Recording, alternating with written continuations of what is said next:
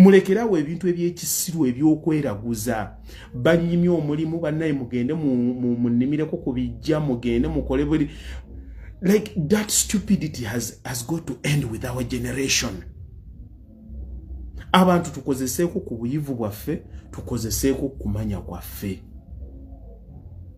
ebya gundi yandoga gundi yagira bwati no learn to take responsibility. Bwoba ogenze ku mulimu n'osaba omulimu application nezitayitamu mulimu gwe guganye you didn't present well oba omusajja oyinza omusanga nga abadde tafiiringa bulungi ayinza okuba nga abadde acting a professional naye nga racist.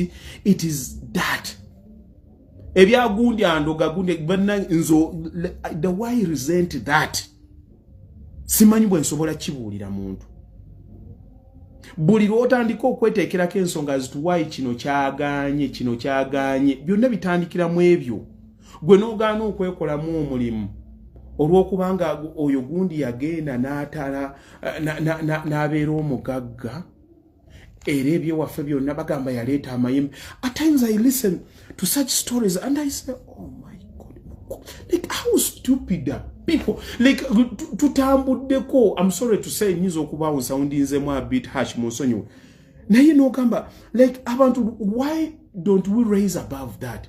Nze nzimbye ebizimbe tens of buildings bisituse sisalanga ko nkoko sikolanga ki naye buli muntu nagenda okuzimba ka toilet n'aleta tulina okusala enkoko ekitali like come on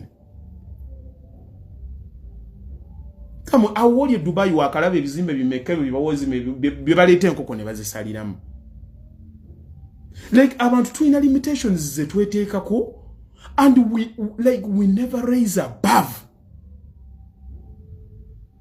Not at all. Omuntu nabeera mu bintu nga bya kijinga bujinga aliawo kino kyabadde bwe kiti omwana wange yafunye kasikonta senga gundi alabika akola like that ignorance. Nze by the way okweriranya abantu abakyaluwuliza nnyo mu buntuntu obwo obutonotono I would rather walk away. Kuba omuntu bane yeteekako limitation olw'ebintu ebyo mulimu ebintu ebijjanga biri kalicho ne bitandikira ddala otusumbuwa abantu. Nze respectinga kalicha yange gwanne ne jenva nga jenva ng'omuntu naye ate nteekamu nnyo amagezi gange ng'omuntu.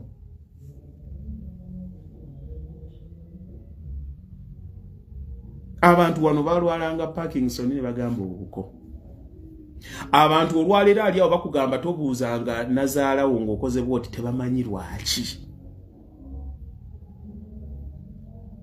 Abamanyi story eyavako ebyabanazaala osimanyi omunazaala n'omuko omwana tayita mu lujja takola ki. They know stories behind it. Bali bagezaako kukugugira omuntu ogenda okukyekanga mu bunene bwakyo nga kifaananako nga naye bw'ogamba omwana nti teeka wano emmese egenda kuwa ssente teeka wano erinnyo lyo. N'abantu abakulu ne babikwatira ddala ne babitwala mu maaso nine ebigundi byange simanyi ebyabalongo bigenda kubeerawo ebiti. It's just limitations for nothing.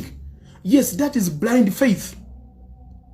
Omuntu takkirizanga nti kino kintuuseeko ndabika eno business sigikoze bwenti kino kye kinsumbuwa kino buli kaseera n'obanga olina kye weekwasaako. Ffenga wano Kampala ng'abatuloze baloze